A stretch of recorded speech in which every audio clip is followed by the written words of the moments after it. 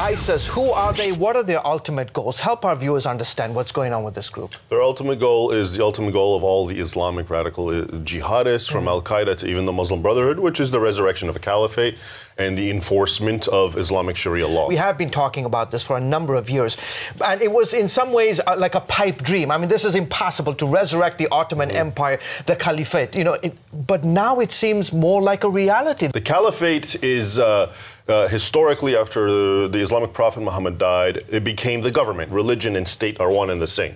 And the caliphate's primary business is to expand territory and bring infidels under its authority. And that's what it did historically. And when you look at what's taking place today in Mosul, in northern Iraq, can you give our viewers an understanding of what does Sharia law look today for the residents of Mosul? The Pact of Omar, or the Conditions of Omar, which is an old Islamic teaching, which is what justifies, as you may know it, dhimmitude, which is basically keeping Christians and non-Muslims suppressed.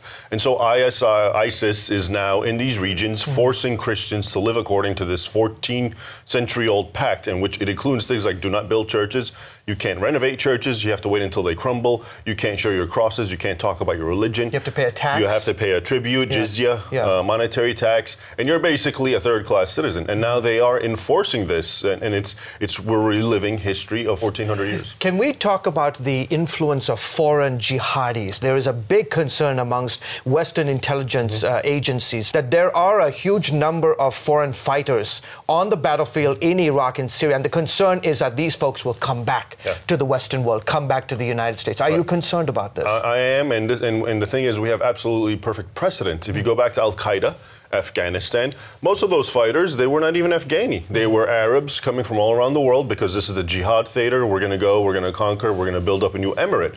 And we saw how that ended up with 9/11. The U.S., the White House, is in such a predicament. Because on one hand, they supported elements of ISIS in Syria against the Assad regime. Now we have this chaos in Iraq. What should the United States do? Can it do anything, or should it just sit back and watch them slaughter each other? Up until now, in my opinion, all the groups that the United States has been supporting have not been the groups that we should be, from the Muslim Brotherhood, from the so-called rebels in Syria. So we need to at least take a break back and really reassess the situation and try to figure out who are the good guys and who are the bad guys, and actually, why don't we support the good guys? And unfortunately, the good guys, in many cases, the Christians, they are caught in the crossfire, aren't they? Always. They're in the crossfire. They're damned if they do, they're damned if they don't. They're infidels, they're minorities, they're outnumbered, they're ostracized, they have no weapons, and so they're the easiest and quickest targets. And obviously, the big concern, last few seconds, the Christians in Mosul and the biblical cities of Nineveh and so forth, they're going to Kurdistan, they're trying to get out of the region, Ironically, in Iraq, after the war, and more than half of the Iraqi indigenous Christian population fled, many of them to Syria. Now, they and the Syrian Christians are trying to flee out of Syria because the same pattern has come to them, and they're running out of places to go. Yeah, unbelievable. Raymond, as always, thank you so much. The book, again, is called Crucified, again, exposing Islam's new war on Christians. As always, sir, thank you for